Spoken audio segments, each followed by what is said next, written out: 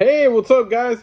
Back here with another video. This time is 1974. 1974. There's not a lot of greatness when it comes to horror movies. Well, maybe I should say, yeah, there was a lot of like witch stories and a witch haunting, ghostly stories and stuff that were made into movies. But in 1974, one very interesting movie came out that right from the start, I think the start is the one that captivated everybody. I think that message at the beginning of the movie is the one that scared everybody before the movie even starting. It scares the shit out of everybody. The narration of the first opening scene and what the guy is saying of how brutal these murders are gonna be is the one that a lot of people were like, holy shit, I'm not watching this shit, especially in 1974 theatrical release. I'm talking about none other than the Texas Chainsaw Massacre here. I got it on Steelbook. I have it in multiple editions. I got it on VHS. I got it on DVD, Blu-ray. This is the Steelbook. And I did not buy that big chainsaw that was $249. That's way too much money, way over my budget. But I would like to have it. I mean, I wish I had it, but it was way too expensive. I didn't get it.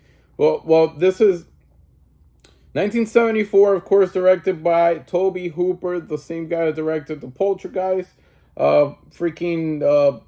Eaten Alive, which was a great movie. I love Eaten Alive.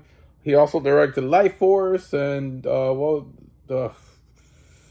Salem's Lot. There you go, Salem's Lot. A lot of great movies he directed. A great director, but this is his pinnacle. I think this is the greatest thing that he ever did. I think it was really, really fantastic.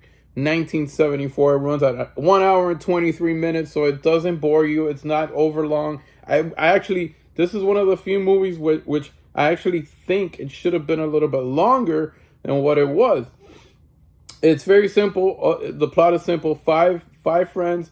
They want to go to visit the gravesite of the grandfather, Sally's grandfather, and they wanted, it's kind of like a road trip because they're in a van and they're on their way to visit the cemetery to go see her grandfather, and they pick up this weird hitchhiker, very weird guy, very strange guy. I would have never picked this guy up.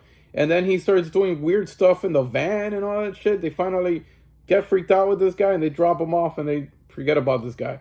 Then they end up in this weird fucking house. Is actually, oh my god, the brother, Sally's brother, the guy in the wheelchair. Not for anything, man. That guy was super fucking annoying throughout the movie. He was so annoying. I couldn't stand that guy. What a annoying ass character. Anyways, so they ended up in this weird fucking deserted house where that's where everything starts taking place. I'm not 100% sure. A lot of people say it's loosely based on a true story, probably the Ed Gein story. Other people say it's just completely fictional. There's 134 trivia on the IMDb page, so there's a lot that you could read from. I took notes of some of the most important stuff. It had a budget of only $140,000 and it made over $30 million worldwide. So a phenomenal, a great success. Very low budget movie turned into over $30 million gross worldwide. So this is a great story of making a whole lot of money. It stars Marilyn Burns as Sally, William Veal as Kirk, and of course the late Gunnar Hansen as Leatherface. Obviously rated R, horror movie, rated R, for 100% rated R. It was the biggest independent film until it was the biggest independent film until 1978 with the release of, Halloween. And John Carpenter's Halloween in 1978 blew us out of the wire and made a lot more money than this. There's another interesting fact. Gunnar Hansen had to wear 3-inch heels to make himself look a lot bigger than what he is, so he could be, this big, huge guy running around the victims and stuff.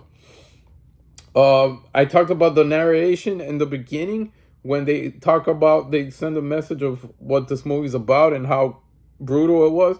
Well, that guy got paid. The guy that's talking, his name is John LaRoquette. He got paid with a marijuana joint. That's funny. He didn't even get money. They just gave him a joint and told him to say that.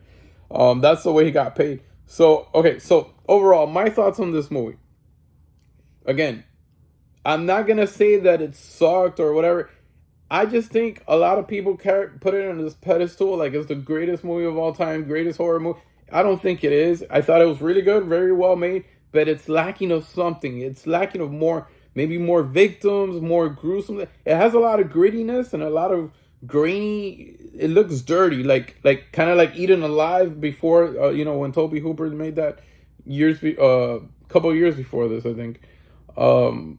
But definitely, it feels like a very, very dirty film. When you watch it, you feel dirty and stuff. And I thought it was okay. I thought it was really good. I think it could have been a lot better. The ending was kind of misleading. Him chasing Sally. That was a great chase scene, by the way. It was very, very long. Chasing Sally all over the place. She was a great final girl. She was very good. Her screams were on point. Her visual face, her expressions were great. But it was just the ending. She just gets in a truck, leaves, and then Leatherface just starts swinging the chainsaw like a maniac, which was great. But then they didn't make a sequel. Whatever happened to a sequel 2 or 3 years later, or some shit like that? No, they waited all the way to 1986 to make the part 2, and it has nothing to do with this. So, I mean, it does, but it's just very different from the first one. Part 1, I think I mean, I'm sure at the time it was like amazing and crazy, but now you look at it and then, time kind of like hits it a little bit, but nonetheless, I'm not going to knock it down for it. I thought it was a great film. The kills were okay. I think, again, it could have been a lot better. I think, my opinion, the Hitcher was scarier than Leatherface. Leatherface was scary as well, but the Hitcher was kind of weird. What a weird guy. What a weird character. But yeah, what else can I say? What other notes did I take around here? I thought it was awesome, but a little bit overrated. A lot of people, again, they put it into a pedestal of the greatest of all time. I don't think it was the greatest of all time. I think it's a pretty good movie, but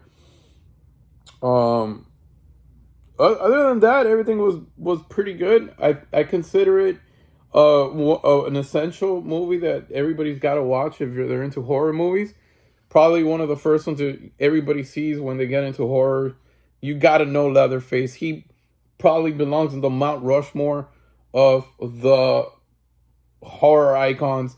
It's always going to be, in my opinion, it's always going to be Freddy Krueger, Jason, Michael Myers, and that fourth one always fucking changes. I don't know if it's Leatherface, Pinhead, Chucky. The fourth one always changes, but the top 3 are always there. And Leatherface is considered to be the fourth one by many, many, many people. Anyways, I'm going to give this an 8.5 out of 10. It is an awesome movie. If you've never seen it, I'm sure the whole world has seen it by now, but this is a steelbook, great steelbook. Look, that's the back right there. That's the house, and that's a chainsaw. Pretty cool. Cool. There's many, many different editions of this. Nothing major in the middle. There's a lot of different versions of Texas Chainsaw Massacre. Thousands of them. But, it's the same movie at the end of the day. 8.5 out of 10. Great movie. The sequels are pretty good too. There's some pretty good ones, some hit or miss, but definitely the first one's the best, man. This shit was really, really good. 8.5 out of 10. Check it out. Until next time, see you soon. Bye.